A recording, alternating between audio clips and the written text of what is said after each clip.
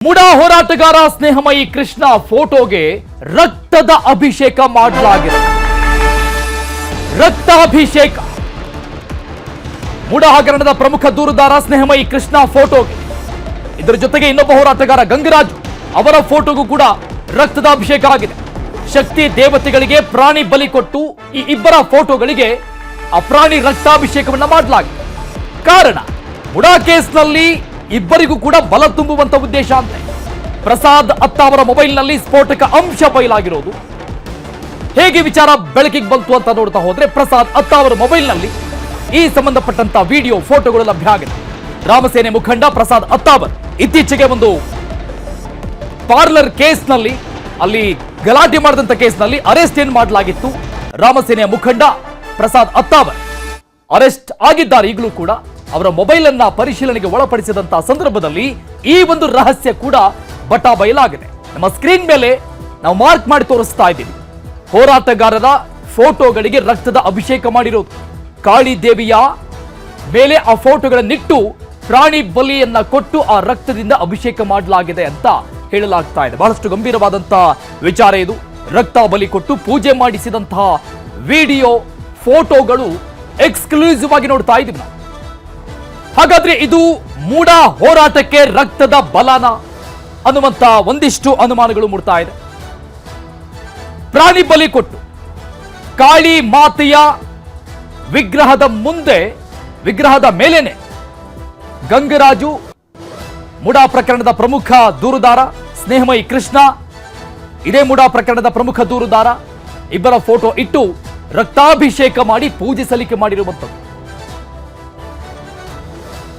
ಸ್ನೇಹಮಯಿ ಕೃಷ್ಣ ಮತ್ತು ಗಂಗರಾಜು ಫೋಟೋಗೆ ರಕ್ತಾಭಿಷೇಕ. ಕಾರಣ ಏನ್ ಹಾಗಾದ್ರೆ? ಪ್ರಾಣಿ ಬಲಿ ಕೊಡ್ಲಾಗ ಇಬ್ಬರಿಗೂ ಕೂಡ ಈ ಮುಡಾ ಕೇಸ್ನಲ್ಲಿ ಬಲ ಬರಲಿ ಅನ್ನುವಂತ ಉದ್ದೇಶ ಅಂತ ಹೇಳಲಾಗ್ತಾ ಇದೆ. ಇದು ಪ್ರಸಾದ್ ಅತ್ತಾವರ ಮೊಬೈಲ್ನಲ್ಲಿ ಸಿಕ್ಕಂತಹ ಸ್ಫೋಟಕ ಅಂಶ. ಒಂದು ದೇವಸ್ಥಾನದಲ್ಲಿ ಒಂದು 5 ಕುರಿಗಳಿಗೆ ದೇವರಿಗೆ ಬಲಿ ಕೊಡ್ತಾರೆ. ಅದರಲ್ಲಿ ಅವರು ಮಧ್ಯದಲ್ಲಿ ನಡೆಯೋದನ್ನ ಚಾಟ್ಸ್ ಪ್ರಕಾರ ಇದು ಎಲ್ಲ ಅವರು ಒಬ್ಬ ಆರ್ಟಿಐ ಕಾರ್ಯಕರ್ತ ಸ್ನೇಹಮಯಿ ಕೃಷ್ಣ ಮತ್ತು ಒಬ್ಬ ಗಂಗರಾಜು ಅವ್ರಿಗೆ ಒಂದು ಈ ಬಲಿ ಮುಖಾಂತರ ಅವ್ರಿಗೆ ಬಲ ಸಿಗ್ಲಿ, ಅವರು ಯಾವ ಫೈಟ್ ಮಾಡ್ತಾ ಇದಾರೆ ಅದರಲ್ಲಿ ಅವ್ರಿಗೆ ಇನ್ನೂ ಹೆಚ್ಚಿನ ಬಲ ಸಿಗ್ಬೇಕು ಅದಕ್ಕಾಗಿ ಒಂದು 5 ಹೆಸರು ಮೇಲೆ ಮತ್ತು ಒಂದು ದೇವರ ಪ್ರತಿಮೆ ಮೇಲೆ ಸ್ನೇಹಮಯಿ ಕೃಷ್ಣ ಮತ್ತು ಗಂಗರಾಜು ಅವ್ರ ಫೋಟೋ ಇಟ್ಕೊಂಡು ಅವರು ಬಲಿ ಕೊಟ್ಟಿದ್ದಾರೆ. ಸೊ ಈ ನಿಟ್ಟಿನಲ್ಲಿ ನಿನ್ನೆ ನಾವು ಬರ್ಕಿ ಸ್ಟೇಷನ್ ಅಲ್ಲಿ crime number 13/25 Karnataka prevention and eradication of inhuman evil practices and black magic act 2017 section 3 ಪ್ರಕಾರ ಕೇಸ್ ದಾಖಲು ಮಾಡಿದ್ದೀವಿ. ಮತ್ತೆ ಈಗ ಮುಂದೆ ತನಿಖೆ ಮಾಡ್ತಾ ಇದ್ದೀವಿ. ಒಂದು ದೇವಸ್ಥಾನದಲ್ಲಿ ಒಂದು 5 ಕುರಿಗಳಿಗೆ ದೇವರಿಗೆ ಬಲಿ ಕೊಡ್ತಾರೆ. ಅದರಲ್ಲಿ ಅವರು ಮಧ್ಯದಲ್ಲಿ ನಡೆಯೋದನ್ನ ಚಾಟ್ಸ್ ಪ್ರಕಾರ ಇದು ಎಲ್ಲ ಅವರು ಒಬ್ಬ ಆರ್ಟಿಐ ಕಾರ್ಯಕರ್ತ ಸ್ನೇಹಮಯಿ ಕೃಷ್ಣ ಮತ್ತು ಒಬ್ಬ ಗಂಗರಾಜು ಅವ್ರಿಗೆ ಒಂದು ಈ ಬಲಿ ಮುಖಾಂತರ ಅವ್ರಿಗೆ ಬಲ ಸಿಗ್ಲಿ, ಅವರು ಯಾವ ಫೈಟ್ ಮಾಡ್ತಾ ಇದಾರೆ ಅದರಲ್ಲಿ ಅವ್ರಿಗೆ ಇನ್ನೂ ಹೆಚ್ಚಿನ ಬಲ ಸಿಗ್ಬೇಕು ಅದಕ್ಕಾಗಿ ಒಂದು 5 ಹೆಸರು ಮೇಲೆ. ಈ ಬಗ್ಗೆ ಇನ್ನಷ್ಟು ಡೀಟೇಲ್ಸ್ ಕೊಡ್ತಾರೆ ನಮ್ಮ ಪ್ರತಿನಿಧಿ ಕಿಶನ್ ಲೈವ್ ನಲ್ಲಿ ಇದ್ದಾರೆ. ಕಿಶನ್, ಒಂದು ಪ್ರಾಣಿ ಬಲಿ ಕೊಟ್ಟಿರುವಂತಹ ಪ್ರಕರಣ ದಾಖಲಾಗಬಹುದು, ಟೆಕ್ನಿಕಲಿ ನಾವು ಮಾತನಾಡ್ತಾ ಹೋದ್ರೆ. ಇನ್ನೊಂದು ವಾಮಾಚಾರಕ್ಕೆ ಸಂಬಂಧಪಟ್ಟಂತ ಒಂದು ಪ್ರಕರಣ ದಾಖಲಾಗಬಹುದು. ಇನ್ನುಳಿದಂತೆ ಏನೆಲ್ಲ ಕೇಸ್ಗಳು ಆಗಬಹುದಂತ ಅನ್ಸುತ್ತೆ ಈ ಸಂಬಂಧಪಟ್ಟಂಗೆ? ಅರುಣ್, ಈಗಾಗಲೇ ಪೊಲೀಸರು ನ್ಯಾಯಾಲಯಕ್ಕೆ ಅಪೀಲ್ ಮಾಡಿದ್ದಾರೆ. ಪ್ರಸಾದ್ ಅತ್ತಾವರನ್ನ ಕಸ್ಟಡಿಗೆ, ಅಂದ್ರೆ ಪೊಲೀಸ್ ಕಸ್ಟಡಿಗೆ ಕೊಡಬೇಕು, ಈ ಪ್ರಕರಣದ ಬಗ್ಗೆ ಮತ್ತಷ್ಟು ತನಿಖೆಯ ಅವಶ್ಯಕತೆ ಎನ್ನುವುದನ್ನ ನ್ಯಾಯಾಲಯಕ್ಕೆ ಪೊಲೀಸರು ಮನವರಿಕೆ ಮಾಡಿದ್ದಾರೆ. ಈ ಪ್ರಕರಣದ ಹಿನ್ನೆಲೆಯನ್ನ ಗಮನಿಸ್ತಾ ಹೋದ್ರೆ ಇದು ಡಿಸೆಂಬರ್ 7ನೇ ತಾರೀಕು ಆಗಿರೋದಂತ ಗೊತ್ತಾಗ್ತಾ ಇದೆ. ಹಾಗಾಗಿ ಪೊಲೀಸರು ಇದನ್ನ ಪ್ರಸಾದ್ ಅತ್ತಾವರ ಮೊಬೈಲ್ ಅನ್ನ ರಿಟ್ರೀವ್ ಮಾಡಿದ ಸಂದರ್ಭದಲ್ಲಿ ಎಲ್ಲ ಘಟನೆಗಳು ಬೆಳಕಿಗೆ ಬಂದಿರುವಂತದ್ದು. ಪ್ರಮುಖವಾಗಿ ಸ್ನೇಹಮಯಿ ಕೃಷ್ಣ ಮತ್ತು ಗಂಗರಾಜ್ ಅವರು ಮತ್ತು ಇನ್ನು 3 ಫೋಟೋವನ್ನ ಕಾಳಿಯ ಕುತ್ತಿಗೆಗೆ, ಅಂದ್ರೆ ಅವರ ಹೆಸರುಗಳನ್ನ ಹಾಕಿ ಅದಕ್ಕೆ ರಕ್ತ ತರ್ಪಣ ಮಾಡುವುದು ಕೂಡ ಗೊತ್ತಾಗಿದೆ. ಈ ಬಗ್ಗೆ ಮಂಗಳೂರಿನ ನಗರ ಪೊಲೀಸ್ ಕಮಿಷನರ್ ಅನುಪಮ್ ಅಗರ್ವಾಲ್ ಅವರು ಸುದೀರ್ಘವಾದ ಮಾಹಿತಿಯನ್ನು ಕೊಟ್ಟಿದ್ದಾರೆ. ಇವತ್ತು ರಾತ್ರಿ ಪೊಲೀಸ್ ಕಸ್ಟಡಿಗೆ ಪ್ರಸಾದ್ ಅತ್ತಾವರ್ ಸಿಗುವಂತ ಸಾಧ್ಯತೆಗಳು ಕೂಡ ಇದೆ. ಆತನ ಮೊಬೈಲ್ ಅಲ್ಲಿ ಸಾಕಷ್ಟು ಫೋಟೋಗಳು ಮತ್ತು ಹಣದ ಕಂತೆಯ ಬ್ಯಾಗ್ ಮತ್ತೆ ವಿವಿಧ ಬಲಿ ಕೊಡುವಂತಹ ಫೋಟೋ ವಿಡಿಯೋಗಳು ಕೂಡ ಲಭ್ಯ ಆಗಿದೆ. ಪ್ರಮುಖವಾಗಿ ಇಬ್ಬರ ಮೇಲೆ ಪೊಲೀಸ್ ಕೇಸ್ ರಿಜಿಸ್ಟರ್ ಆಗಿರುವಂತದ್ದು ಅನಂತ್ ಭಟ್ನ ಮೇಲೆ ರಿಜಿಸ್ಟರ್ ಆಗಿರುವಂತದ್ದು. ಈ ಅನಂತ್ ಭಟ್ಟನ್ನು ಉಪಯೋಗಿಸಿ ಪ್ರಸಾದ್ ದತ್ತ ಅವರ ಮಿಡ್ಲ್ ಮ್ಯಾನ್ ಆಗಿ ಇಂತಹ ಪೂಜೆಯನ್ನ ಮಾಡಿರುವಂತಹ ಸಾಧ್ಯತೆಗಳು ಕೂಡ ಇದೆ. ಹಾಗಾಗಿ ಅದಕ್ಕೆ ಸಂದಾಯವಾಗಿರುವಂತಹ ಹಣದ ಬ್ಯಾಗ್ ಇದು ಅಂತ ಶಂಕೆಯನ್ನ ವ್ಯಕ್ತಪಡಿಸಲಾಗಿದೆ. ಆದ್ರೆ ಪೊಲೀಸರು ಆತನನ್ನ ವಿಚಾರಣೆಗೆ ಮಾಡಿದ ಬಳಿಕ ಮತ್ತಷ್ಟು ಸಂಗತಿಗಳು ಬೆಳಕಿಗೆ ಬರಬೇಕಾಗಿದೆ. ಪ್ರಮುಖವಾಗಿ ಈ ಪೂಜೆ ಆಗಿರೋದು ಎಲ್ಲಿ ಅನ್ನೋದು ಪೊಲೀಸರು ಇನ್ನೂ ಕೂಡ ಮಾಹಿತಿ ಕೊಡ್ತಾ ಇಲ್ಲ. ಆದ್ರೆ 90% ಇದು ಕೇರಳ ಭಾಗದಲ್ಲೇ ಆಗಿರ್ಬೋದು ಎಂಬ ಸಂಶಯ ಸದ್ಯಕ್ಕೆ ಇರುವಂತದ್ದು. ಯಾಕಂದ್ರೆ ಕರಾವಳಿಯ ಯಾವ ಭಾಗದಲ್ಲಿ ಕೂಡ ಈ ತರ ದೇವಸ್ಥಾನಗಳು ಮತ್ತು ಈ ತರ ಬಲಿ ಕೊಡುವಂತಹ ಪದ್ಧತಿ ಇಲ್ಲ.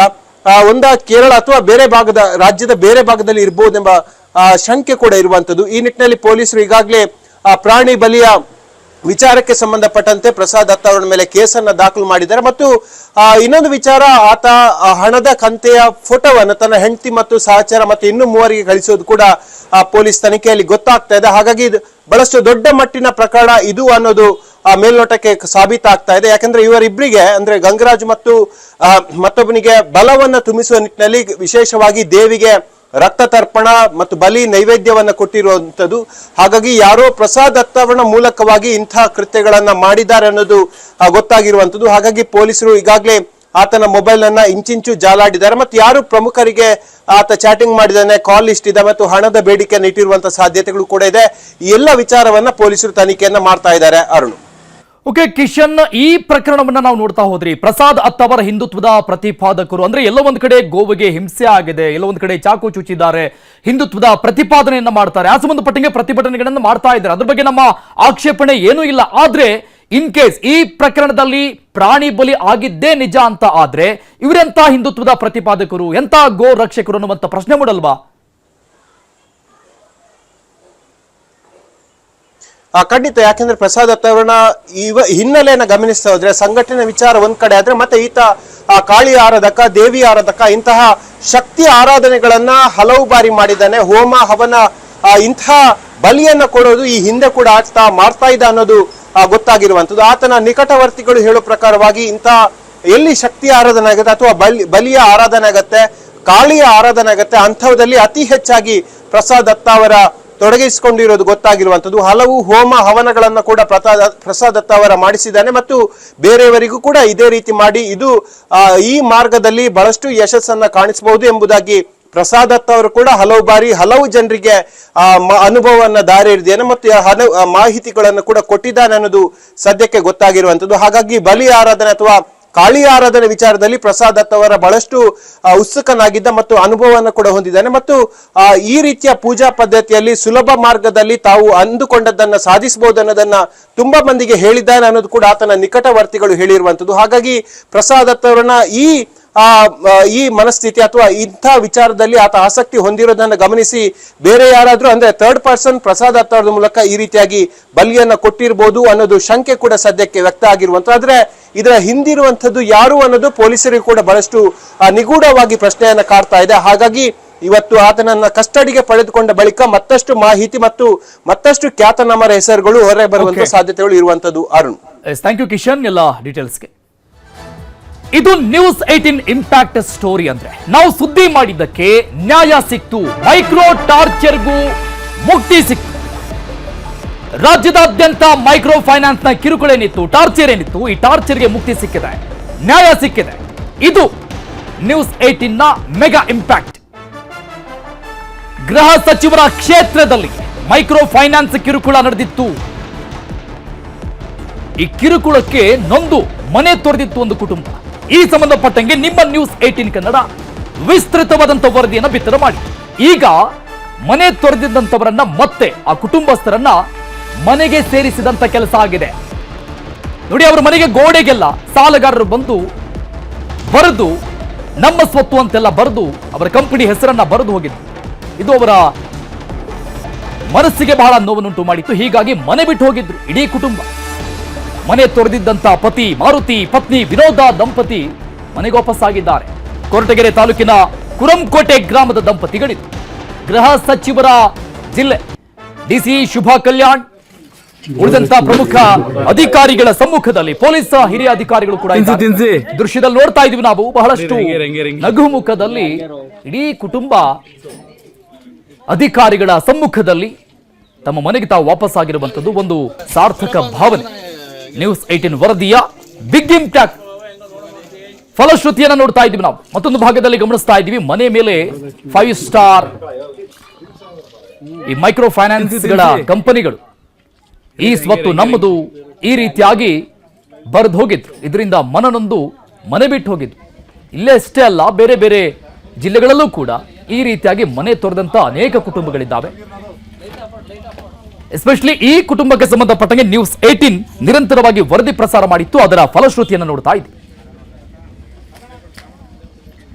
ಈ ಬಗ್ಗೆ ಇನ್ನಷ್ಟು ಡೀಟೇಲ್ಸ್ ಕೊಡ್ತಾರೆ ನಮ್ಮ ಪ್ರತಿನಿಧಿ ವಿಠಲ್, ದೂರವಾಣಿ ಸಂಪರ್ಕದಲ್ಲಿದ್ದಾರೆ. ವಿಠಲ್, ಒಂದು ಸಮಾಧಾನ ತೃಪ್ತಿಕರವಾದಂತಹ ಸಂಗತಿ ನಮಗೂ ಕೂಡ ಇದು. ಮನೆ ಬಿಟ್ಟು ಹೋದಂತ ಕುಟುಂಬ ವಾಪಸ್ ಮನೆಗೆ ಬಂದಿದೆ ಅನ್ನುವಂಥದ್ದು. ಅಧಿಕಾರಿಗಳು ಏನ್ ಹೇಳಿದ್ದಾರೆ, ಯಾವ ರೀತಿಯಾದಂತ ಆತ್ಮಸ್ಥೈರ್ಯ ತುಂಬಿದ್ದಾರೆ ಅವರಿಗೀಗ?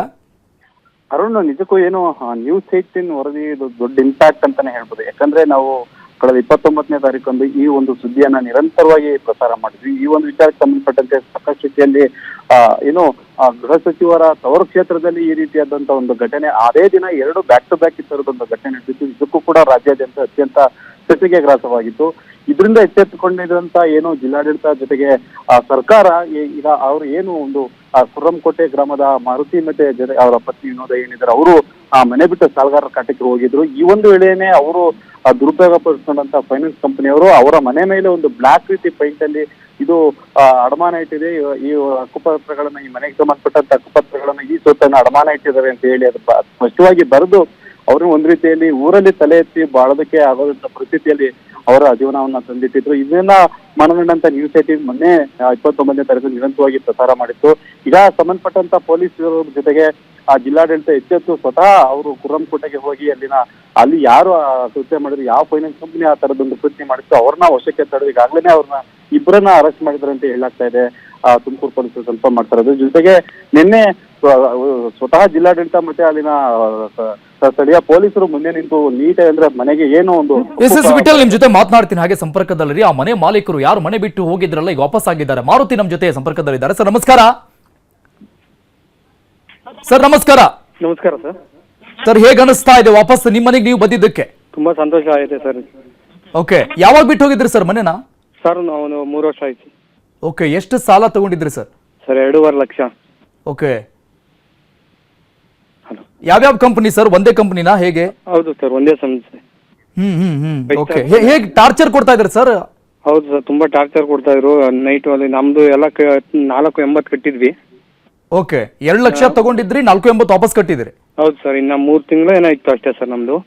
ಓಕೆ, ಹಂಗು ಇವರು ಎಲ್ಲ ಟಾರ್ಚರ್ ಜಾಸ್ತಿ ಆಗಿದ್ದಕ್ಕೆ ನಾವು ನನ್ನ ಮಗಳು ಹ್ಯಾಂಡಿಕ್ಯಾಪ್, ಅವಾಗ ಸ್ವಲ್ಪ ಕೆಲ್ಸಗಳು ನಡೀತಿರ್ಲಿಲ್ಲ. ಮಗಳು ನಮ್ಮ ಹ್ಯಾಂಡಿಕ್ಯಾಪ್. ಓಕೆ, ಏನ್ ಕೆಲಸ ಮಾಡ್ತೀರಿ ಸರ್ ತಾವು? ಸರ್ ನಾವು ಫ್ಯಾಕ್ಟ್ರಿಗೆ ಹೋಗ್ತಾ ಇದ್ದೆ. ಓಕೆ ಓಕೆ, ಹಾ ಸರ್. ಇಲ್ಲಿ ದಿನಗೂಲಿ ಮಾಡ್ಕೊಂಡಿದ್ದೆ. ನಮ್ಮ ತಾಯಿ ಹೆಸರು ಲೋನ್ ತಗೊಂಡಿದ್ದು. ಈಗ ನಮ್ಮ ತಾಯಿ ಇರತಕ್ಕ ಅವರೇ ಕಟ್ಕೊಂಡು ಹೋಗಿದ್ರು. ಅವ್ರ ತಾಯಿ ಅಕಾಲಿಕ ಮರಣ ಹೊಂದಿದ್ಮೇಲೆ ಕಾಯಿಲೆ ಬಿದ್ದು ಕ್ಯಾನ್ಸರ್ ಆಗಿತ್ತು. ಓಕೆ, ಆ ಟೈಮಲ್ಲಿ ಕೆಲ್ಸಕ್ಕೆ ಹೋಗ್ಲಿಲ್ಲ. ಅವ್ರನ್ನ ತೋರಿಸ್ಕೊಂಡು ಇದ್ನೆಲ್ಲ ಅವರು ತೀರೋದ್ಮೇಲೆ ನಾನೇ ಕಟ್ಕೊಂಡು ಹೋಗ್ತಾ ಇದ್ದೆ. ಓಕೆ, ಅವರು ಕೇಳಿ ರಿಕ್ವೆಸ್ಟ್ ಮಾಡ್ಕೊಂಡ್ರು ಬಿಡ್ತಾ ಇರ್ಲಿಲ್ಲ. ಹಂಗು ಹಿಂಗು ಕೂಲಿ ನಾಲಿ ಮಾಡಿ ಕಟ್ಟಿ ತಿರ್ಗಾ ಜಾಸ್ತಿ ಹೊತ್ತ ಕೇಳಿದ್ಕೆ ಒಂದ್ಸರಿ ಇನ್ನೂ 80,000 ಕಟ್ಬೇಕು. ಬಂದು ಕಟ್ಟಿ ಇಲ್ಲ ಮನೆ ಹರಾಜಿಕೊಂಡು ಹೋಗ್ತೀವಿ, ನೀವೆಲ್ಲ ಆಚೆ ಹಾಕಿ ಹೋಗ್ತೀವಿ, ಬೀಗ ಎಲ್ಲ ಹಾಕಿ ಇದ್ ಮಾಡ್ಕೊಂಡು ಏಕಾಏಕಿ ಬಂದು ಗಲಾಟೆ ಮಾಡಿ. ಎಷ್ಟು ದಿನ ಆಯ್ತಂದ್ರಿ ಸರ್ ತಾವು ಮನೆ ಬಿಟ್ಟು ಹೋಗಿ? 3 ವರ್ಷದ ಮೇಲೆ ಆಯ್ತು. 3 ವರ್ಷದಿಂದ? ಹಾಂ ಸರ್. ಏನ್ ಸರ್ ಮನೆ ಬಿಟ್ಟು ಹೋಗೋ ರೇಂಜ್ಗೆ ಅವರು ಟಾರ್ಚರ್ ಕೊಟ್ರ ತಮಗೆ? ದಿನ ಬರೋದು ಸರ್, ಬೆಳಿಗ್ಗೆ ಇನ್ನು ಎದ್ದೊಳೋದಕ್ಕಿಲ್ಲ. ನೈಟ್ 10 ಗಂಟೆ ಆದ್ರೂ ನಾನು ಬರ್ತಾನೆ ಇರ್ಲಿಲ್ಲ ಸರ್ ಮನೆ. ನಮ್ಮ ಮಿಸ್ಸಸ್ ಒಬ್ಬರೇ ಇರೋರು. ಅವರೆಲ್ಲ ಹೋದ್ಮೇಲೆ ಬೆಳಿಗ್ಗೆ 4 ಗಂಟೆಗೆ ಎದ್ದು ರಾತ್ರಿ 12 ಗಂಟೆ ಬರೀವಿ. ಅಲ್ಲ ಸರ್, ಈಗ ಕಟ್ಟಿರೋ ಮನೆ ಬಿಟ್ಟು ಹೋಗ್ಬೇಕಂದ್ರೆ ಎಷ್ಟು ನೋವಾಗಿರ್ಬೇಡ? ಹೌದು ಸರ್, ಹಂಗೂ ನಮ್ದೇನಿಲ್ಲ ಸರ್. ಎಲ್ಲ 10 ಕಟ್ಟಿದ್ವಿ. ಇವತ್ತು ಎಲ್ಲ ಇಲಾಖೆರು ಮತ್ತು ನ್ಯೂಸ್ ಚಾನಲ್ ಇವತ್ತು ನಮ್ಗೆ ಒಳ್ಳೆ ಕೆಲಸ ಮಾಡ್ಕೊಟ್ಟಿದ್ದಾರೆ. ಓಕೆ ಸರ್, ಈಗ ವಾಪಸ್ ನಿಮ್ಮನ್ನ ಕರ್ಕೊಂಡ್ ಬಂದ್ರಲ್ಲ ಮನೆಗೆ, ಅವಾಗ ಪೊಲೀಸ್ ಅಧಿಕಾರಿಗಳು DC ಕೂಡ ಬಂದಿದ್ರು. ಏನ್ ಹೇಳಿದ್ರು ಸರ್ ತಮಗೆ? ಅವರು ಧೈರ್ಯವಾಗಿರಪ್ಪ, ನಿಮ್ಗೆ ಯಾವ್ದೇ ತರ ತೊಂದರೆ ಆಗಲ್ಲ, ನಿಮ್ ಜೊತೆ ನಾವಿದ್ದೀವಿ, ಎಲ್ಲೂ ಹೋಗ್ಬೇಡಿ ಅಂತ ಹೇಳಿ ನಮ್ಮ ಚೇತನ್ ಸಾರು, DC ಮೇಡಮ್, ಅನಿಲ್ ಕುಮಾರ್ ಸಾಹೇಬ್ರು, ಮತ್ತೆ ಕಂದಾಯದ ಇಲಾಖೆ, ಮತ್ತೆ ನಮ್ಮ ಇವತ್ತು ನಮ್ಮ ಪರಮೇಶ್ವರ್ ಸಾಹೇಬ್ರು ಸಹ ಬರ್ತಾ ಇದ್ದಾರೆ. ಈಗ ಅವ್ರ ಫೈನಾನ್ಸ್ ನವರು ಮನೆ ಹತ್ರ ಬಂದು ಮತ್ತೆ ಟಾರ್ಚರ್ ಕೊಟ್ರೆ ಫೋನ್ ಮಾಡಂತ ಹೇಳಿದಾರ? ಹೌದು ಸರ್, ಹೇಳಿದ್ದಾರೆ. ಈಗ ಖುದ್ದು ನಮ್ಮ ಶಾಸಕರು ಸಹ ಬರ್ತಾ ಇದ್ದಾರೆ ಸರ್. ಮನೆ ಹತ್ರ ಫೋನ್ ಮಾಡಿದ್ರು, ಅಲ್ಲೇ ಇರಪ್ಪ ಬರ್ತಾ ಇದೀನಿ ಅಂತ ಹೇಳಿದಾರೆ ಸರ್. ಅವ್ರು ಬರೋದಕ್ಕೆ ಕಾಯ್ತಾ ಇದ್ದೀವಿ. Okay okay sir, thank you news 18 ಜೊತೆ ಮಾತನಾಡೋದಕ್ಕೆ. ಒಳ್ಳೇದಾಗ್ಲಿ ತಮಗೆ. ರಾಜಧಾನಿ ಬೆಂಗಳೂರಲ್ಲಿ ಬಾಂಗ್ಲಾ ಅಕ್ರಮ ವಲಸಿಗರು ಪೊಲೀಸರಿಗೆ ಕಾಣ್ತಿಲ್ವಾ, ಕ್ರಮ ಕೈಗೊಳ್ಳೋದಿಲ್ವಾ? ಬೆಂಗಳೂರಲ್ಲಿ ಬಾಂಗ್ಲಾದವರು. News 18 mega reality check.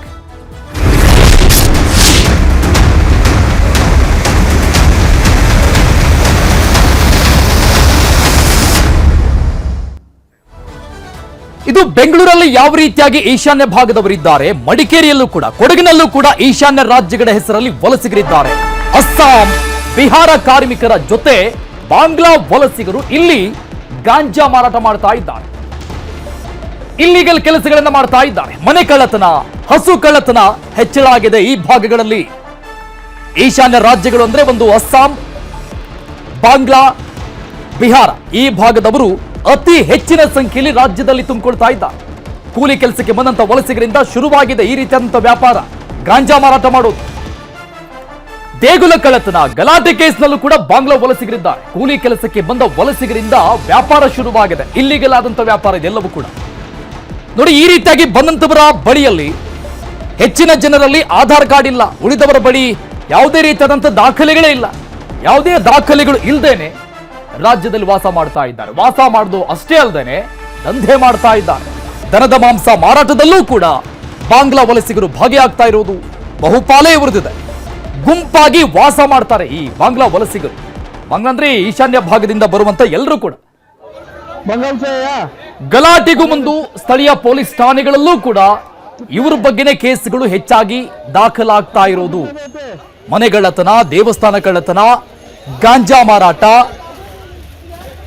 Road ರೇಜ್ ಪ್ರಕರಣಗಳು ಎಲ್ಲದರಲ್ಲೂ ಕೂಡ ಇವರ ಮೇಲೆ ಹೆಚ್ಚಿನ ಕೇಸ್ಗಳು ದಾಖಲಾಗ್ತಾ. ಈ ಸಂಬಂಧಪಟ್ಟಂಗೆ ನ್ಯೂಸ್ 18 ರಿಯಾಲಿಟಿ ಚೆಕ್ ಕೂಡ ಮಾಡಿದೆ. ಎಷ್ಟರ ಮಟ್ಟಿಗೆ ಈಶಾನ್ಯ ಭಾಗದ ಜನ ಅಕ್ರಮವಾಗಿ ರಾಜ್ಯದಲ್ಲಿ ಬೀಡ್ಬಿಟ್ಟಿದ್ದಾರೆ, ದಂಧೆಗೆ ಮುಂದಾಗಿದ್ದಾರೆ ಅಂತ ಬಹಳಷ್ಟು ಜನರ ಮುಖವಾಡ ಬಯಲಾಗಿದೆ. ಇಲ್ಲಿ ಇವರು ಮೂಲತಃ ಅಸ್ಸಾಂ ಅವರೇನಲ್ಲ. ಅಸ್ಸಾಂ ಅವರು ಇಲ್ಲಿ ಬಂದು ಕೆಲಸ ಮಾಡುವಂಥ ಇದೇನು ಬರೋದಿಲ್ಲ. ಅವರು ಹತ್ತಿರದ ರಾಜ್ಯಗಳಾದ ವೆಸ್ಟ್ ಬೆಂಗಾಲ್ ಮತ್ತು ಅದರ ಸುತ್ತಮುತ್ತ ಇರುವಂಥ ರಾಜ್ಯದಲ್ಲಿ ಕೆಲಸ ಮಾಡ್ತಾರೆ. ಇವರು ಇಲ್ಲಿ ಇರುವವರೆಲ್ಲ ಮೂಲತಃ ಬಾಂಗ್ಲಾದೇಶಿಗರು. 100%ಅಲ್ಲಿ 98% ಬಾಂಗ್ಲಾದೇಶಿಗರು, ಇನ್ನು 2% ಇತರ ರಾಜ್ಯದಿಂದ ಬಂದವರು. ಸಮಸ್ಯೆ ಹಲವಾರಿದೆ. ಈ ನಡುವೆ ಅವರೇ ಇಲ್ಲಿ ವ್ಯಾಪಾರ ಶುರು ಮಾಡಿದ್ದಾರೆ. ಯಾವ ಥರದಲ್ಲಿ ಅಂತ ಹೇಳಿದ್ರೆ, ಬೆಳಗಿನ ಜಾವ 6 ಗಂಟೆ ಬಸ್ಸಲ್ಲಿ ಹೋಗಿ ಹುಣಸೂರು ಭಾಗದಿಂದ ಗೋಮಾಂಸಗಳನ್ನು ತರೋದು. ಗೋಮಾಂಸಗಳನ್ನು ತಂದು ಅವರ ಜನಾಂಗಗಳಿಗೆ ಒಂದು ಕಾಡು ರಸ್ತೆ ದಾರಿಯಲ್ಲಿ ಕೂತ್ಕೊಂಡು ಮಾಂಸನೆಲ್ಲ ಮಾರ್ತಾ ಇದ್ದಾರೆ. ಇತ್ತೀಚಿನ ದಿನಗಳಲ್ಲಿ ನಮ್ಮ ಇದೇ ಹೋಬಳಿಯಲ್ಲಿ, ಬಾಳಲೆ ಹೋಬಳಿಯಲ್ಲಿ 2 ಪ್ರಕರಣಗಳು ದಾಖಲಾದವು. ಈ ಬಗ್ಗೆ ಇನ್ನಷ್ಟು ಡೀಟೇಲ್ಸ್ ಕೊಡ್ತಾರೆ ನಮ್ಮ ಪ್ರತಿನಿಧಿ ಪ್ರೇಮ್ ಕುಮಾರ್ ದೂರವಾಣಿ ಸಂಪರ್ಕದಲ್ಲಿದ್ದಾರೆ. ಪ್ರೇಮ್ ಕುಮಾರ್, ಸರ್ಕಾರದ ಬಳಿಯಲ್ಲಿ ಇಂಟೆಲಿಜೆನ್ಸ್ ಡಿಪಾರ್ಟ್ಮೆಂಟ್ ಇದೆ, ಎಲ್ಲ ಕೂಡ ಗೊತ್ತಿದ್ದು ಸುಮ್ಮನಿದ್ದಾರ ನಮ್ಗೆ ಯಾಕೆ ಬೇಕು ಅಂತ ಪೊಲೀಸ್ ಅಧಿಕಾರಿಗಳು. ಆದ್ರೆ ನಾವು ಮಾತ್ರ ನಮ್ಮ ಕೆಲಸ ಸ್ಟಾಪ್ ಮಾಡಿಲ್ಲ, ಮುಂದುವರಿಸಿಕೊಂಡು ಹೋಗಿದ್ದೀವಿ. ಸರ್ಕಾರದ ಮಟ್ಟಿಗೂ ಕೂಡ ಇದನ್ನು ತೆಗೆದುಕೊಂಡು ಹೋಗ್ತಾ ಇದ್ದೀವಿ. ಇನ್ಮೇಲಾದ್ರೂ ಈ ಸಂಬಂಧಪಟ್ಟಂಗೆ ಒಂದು ಡ್ರೈವ್ ನಡೆಯುತ್ತಂತ ಅನ್ಸುತ್ತಾ ಪ್ರೇಮ್ ಕುಮಾರ್? ಹೌದು, ಏನು ಕೊಡಗು ಜಿಲ್ಲೆಯಲ್ಲಿ ಶಂಕಿತ ಬಾಂಗ್ಲಾದೇಶಿಗರು ಮತ್ತೆ ಅಸ್ಸಾಂ ಕಾರ್ಮಿಕರು ಕೂಡ ಕೊಡಗು ಜಿಲ್ಲೆಯಲ್ಲಿ ಹೆಚ್ಚಾಗಿರುವಂತದ್ದು. ಅಂದ್ರೆ ಕಾಫಿ ಕೊಲ್ಲಿನ ಸಮಯದಲ್ಲಿ ಕೂಡ ಕಾಫಿ ತೋಟದಲ್ಲಿ ಕೂಡ ಹೆಚ್ಚಾಗಿ ಕಂಡು ಬರ್ತಾರೆ. ಇಲ್ಲಿ ಕೂಡ ಬರ್ತಿದ್ದಾರೆ, ಆದ್ರೆ ಅವರ ಬಳಿ ಆಧಾರ್ ಕಾರ್ಡ್ ಆಗಿರ್ಬೋದು ಮತ್ತೆ ಯಾವುದೇ ರೀತಿಯ ಮೂಲ ದಾಖಲಾತಿಗಳು ಕೂಡ ಯಾವೂ ಕೂಡ ಕಾಣಿಸ್ತಾ ಇರುವಂತಹ ಪರಿಸ್ಥಿತಿಯಲ್ಲಿ ನಿರ್ಮಾಣವಾಗಿರುವಂತದ್ದು. ಕೊಡಗು ಜಿಲ್ಲಾಡಳಿತವು ಕೂಡ ಅವರ ತಪಾಸಣೆಗೆ ಕೂಡ ಯಾವುದೇ ರೀತಿಯಲ್ಲಿ ಕೂಡ ಮುಂದಾಗಿಲ್ಲ. ಸಂತೆಗಳಲ್ಲಿ ಮತ್ತೆ ಗೋಣಿಕೊಪ್ಪ ಸಂತೆ ಆಗಿರ್ಬೋದು, ಪೊನ್ನೆಪೇಟೆ ಸಂತೆ ಆಗಿರ್ಬೋದು, ಸಿದ್ದಾಪುರ ಭಾಗಗಳಲ್ಲಿ ಅತಿ ಹೆಚ್ಚು ಕಾಫಿ ತೋಟಗಳಲ್ಲಿ ಕಲ್ಮರು ತೈಕರು ಇಲ್ಲಿರುವಂತಹ ಸ್ಥಳೀಯರು ಹೇಳೋ ಪ್ರಕಾರವಾಗಿ ಕ್ರೈಮ್ಗಳಲ್ಲಿ ಹೆಚ್ಚು ಕಾಣಿಸ್ಕೊಳ್ತಾರೆ. ಅವರು ಒಬ್ಬರಿಬ್ರು ಓಡಾಡ್ತಾ ಇರುವಂತಹ ಸಂದರ್ಭದಲ್ಲಿ ಕೂಡ ಕ್ರೈಮ್ಗಳನ್ನ ಮಾಡೋದಕ್ಕೆ ಮುಂದಾಗ್ತಾರೆ. ಮತ್ತೆ ಕಳ್ತನ ಪ್ರಕರಣಗಳಾಗಿರ್ಬೋದು, ಮತ್ತೆ ಗಾಂಜಾ ಪ್ರಕರಣಗಳಾಗಿರ್ಬೋದು, ಇವರೇ ಕೂಡ ಹೊರಗಡೆಯಿಂದ ಬಂದಿರುವಂತಹ ಕಾರ್ಮಿಕರು ಕೂಡ ಹೆಚ್ಚಾಗಿ ಕಂಡುಬರ್ತಿರುವುದರಲ್ಲಿ ಕೂಡ ಸ್ಥಳೀಯರು ಆತಂಕವನ್ನು ವ್ಯಕ್ತಪಡಿಸುವಂತದ್ದು. ಕೊಡಗು ಜಿಲ್ಲಾಡಳಿತ ಇಲ್ಲಿವರೆಗೂ ಕೂಡ ಸುಮಾರು 4-5 ಜನರು ಕೂಡ ಗಾಂಜಾ ಮಾರಾಟದಲ್ಲಿ ಕೆಲವು 1 ವಾರಗಳಿಂದಷ್ಟೇ ಕೂಡ ಬಂಧನ ಮಾಡಿದ್ದಾರೆ. ಮತ್ತೆ ಮನೆ ಕಳ್ಳತನ ಪ್ರಕರಣದಲ್ಲೂ ಕೂಡ ಬಂಧನ ಮಾಡಿದ್ದಾರೆ. ಅದಲ್ಲದೆ ಕೂಡ ಯಾವುದೇ ರೀತಿಯ ಕ್ರಮವನ್ನ ಕೈಗೊಂಡಿರುವಂತದ್ದು ಎಲ್ಲ ಒಂದ್ ಕಡೆ ಕಣ್ಮುಚ್ಚಿಕೊಳ್ತಿದೆ ಒಂದು ಸರ್ಕಾರ ಮತ್ತೆ ಪೊಲೀಸ್ ಇಲಾಖೆ ಅಂತ ಹೇಳ್ಬೋದು. ಕೊಡಗು ಜಿಲ್ಲಾದ್ಯಂತ ಸುಮಾರು ಸಂತೆಗಳಲ್ಲಿ ನೋಡಿದ್ರೆ, ಗ್ರಾಮಗಳಲ್ಲಿ ನೋಡಿದ್ರೆ ಅತಿ ಹೆಚ್ಚಾಗಿ ಅಸ್ಸಾಂ ಕಾರ್ಮಿಕರಾಗಿರ್ಬೋದು ಮತ್ತೆ ಶಂಕಿತ ಬಾಂಗ್ಲಾದೇಶಿಗರು ಕಂಡು ಬರ್ತಾರೆ. ಪೊಲೀಸರು ಕೂಡ ಒಂದು ತನಿಖೆ ಮಾಡುವಂತ ವ್ಯವಸ್ಥೆ ಕೂಡ ಇನ್ನೂ ಮುಂದಾಗಿಲ್ಲ ಅಂತ ಹೇಳ್ಬೋದು. Arun, thank you Prem Kumar details. ರಾಯಚೂರಲ್ಲಿ ಚಾಲಕನ ನಿಯಂತ್ರಣ ತಪ್ಪಿ ಕೆಮಿಕಲ್ ಲಾರಿ ಪಲ್ಟಿಯಾಗಿದೆ. ಪಲ್ಟಿಯಾದ ಲಾರಿಯಿಂದ ಮಿಥೇನ್ ಅನಿಲ ಸೋರಿಕೆಯಾಗಿದೆ. ಈ ಸ್ಫೋಟದ ಭಯ ರಾಯಚೂರು ಮಂತ್ರಾಲಯ ಹೆದ್ದಾರಿ ಬಂದಾಗಿದೆ. ಯಾಕಂದ್ರೆ ಆ ಭಾಗದಲ್ಲಿ ಓಡಾಡುವಂತಹ ಎಲ್ಲರಿಗೂ ಕೂಡ ಇದರ ಭಯ ಇದೆ. ಮಿಥೇನ್ ಅನಿಲ ಸೋರಿಕೆ ಆಗಿರುವುದು. ರಾಯಚೂರು ತಾಲೂಕಿನ ಗುಂಜಳ್ಳಿ ಬಳಿ ಹೈ ಅಲರ್ಟ್ ಘೋಷಣೆ ಮಾಡಲಾಗಿದೆ. ಸ್ಥಳಕ್ಕೀಗ ಪೊಲೀಸರು ದೌಡಾಯಿಸಿದ್ದಾರೆ. ಅಗ್ನಿಶಾಮಕ ದಳ, RTPSನ ಸಿಐಎಸ್ಎಫ್ ದಳದ ಸಿಬ್ಬಂದಿಯೂ ಕೂಡ ಅಲ್ಲೇ ಬಿಡಾರ ಹೂಡಿದ. ಯಾವುದೇ ರೀತಿಯಾದಂತಹ ಅಚಾತುರ್ಯ ಆಗಬಾರದು ಅಂತ ಮುನ್ನೆಚ್ಚರಿಕೆಗಳನ್ನ ತೆಗೆದುಕೊಳ್ಳುವುದಕ್ಕಾಗಿ ಆಲ್ಮೋಸ್ಟ್ ಅಲ್ಲಿ ಸಂಚಾರವನ್ನ ಬಂದ್ ಮಾಡಿದಂತೆ ಕಾಣಿಸ್ತಾ ಇದೆ.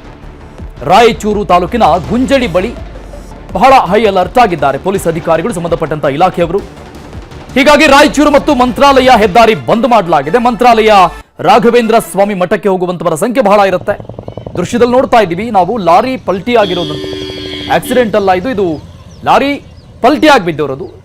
ಲಾರಿಯಲ್ಲಿ ಮಿಥಿಲ್ ಅನಿಲ ಸೋರಿಕೆ ಆಗಿದೆ.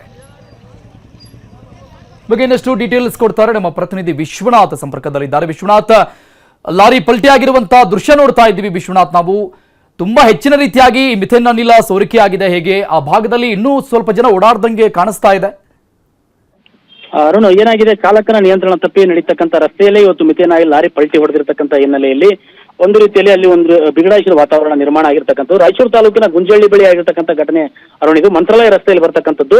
ಅಪಾಯಕಾರಿ ಮಿಥೇನ್ ಆಯಿಲ್ 11 ಡಿಗ್ರಿ ಟೆಂಪರೇಚರ್ಗೂ ಕ್ಲಾಸ್ ಆಗ್ತಕ್ಕಂಥ ಸಾಧ್ಯತೆ ಇರೋದ್ರಿಂದ ಅಲ್ಲಿಗೆ ಸ್ಥಳಕ್ಕೆ ಈಗಾಗಲೇ ರಾಯಚೂರಿನ ಎಸಿ ಮತ್ತು ಜೊತೆಗೆ ಅಗ್ನಿಶಾಮಕ ಠಾಣೆಯವರು ಕೂಡ ಮತ್ತೆ RTPS CISF ದಳ ಕೂಡ ಅಲ್ಲಿಗೆ ಈಗಲೇ ಭೇಟಿ ನೀಡಿ ಅಲ್ಲಿ ಪರಿಸ್ಥಿತಿಯನ್ನ ನಿಭಾಯಿಸ್ತಾ ಇದೆ. ಸದ್ಯಕ್ಕೆ ತಾವು ಹೇಳಿದಾಗೆ ಅಲ್ಲಿ ಓಡಾಡ್ತಕ್ಕಂಥ ರಸ್ತೆ ಆಗಿರೋದ್ರಿಂದ ಸಹಜವಾಗಿ ಅಲ್ಲಿ ಓಡಾಡ್ತಾ ಇದ್ರು. ಆದ್ರೆ ಅಲ್ಲಿ ಇರ್ತಕ್ಕಂಥ ಲಾರಿಯಲ್ಲಿ ಇರ್ತಕ್ಕಂಥ ಮಿಥೇನ್ ಆಯಿಲ್ ಅನ್ನ ಖಾಲಿ ಮಾಡತಕ್ಕಂಥ ಕೆಲಸದಲ್ಲಿ ಅವರು ನಿರತರಾಗಿದ್ದಾರೆ. ಜೊತೆಗೆ ಈಗ ಕಂಪ್ಲೀಟ್ ಆಗಿ ಸುತ್ತಮುತ್ತ 200 ಮೀಟರ್ಗೂ ಅಧಿಕ ಬ್ಯಾರಿಕೇಡ್ ಅನ್ನ ಹಾಕಿ ಯಾರನ್ನೂ ಕೂಡ ಆ ಲಾರಿ ಪಲ್ಟಿ ಹೊಡೆದಿರ್ತಕ್ಕಂಥ ಸ್ಥಳಕ್ಕೆ ಯಾರನ್ನೂ ಕೂಡ ಈ ಸದ್ಯಕ್ಕೆ ಬಿಡ್ತಾ ಇಲ್ಲ. ಈಗಾಗಲೇ ಗ್ರಾಮಸ್ಥರಿಗೂ ಕೂಡ ಈ ವಿಚಾರವಾಗಿ ಎಚ್ಚರಿಕೆಯನ್ನ ನೀಡಿ ಹತ್ತಿರಕ್ಕೆ ಬರದಂತೆ ಆ ರಸ್ತೆಯಲ್ಲಿ ಓಡಾಡದಂತೆ ತಡೆ ಹಿಡಿಯಲಾಗಿದೆ. Arun, thank you Vishwanath ಡೀಟೇಲ್ಸ್ಗೆ.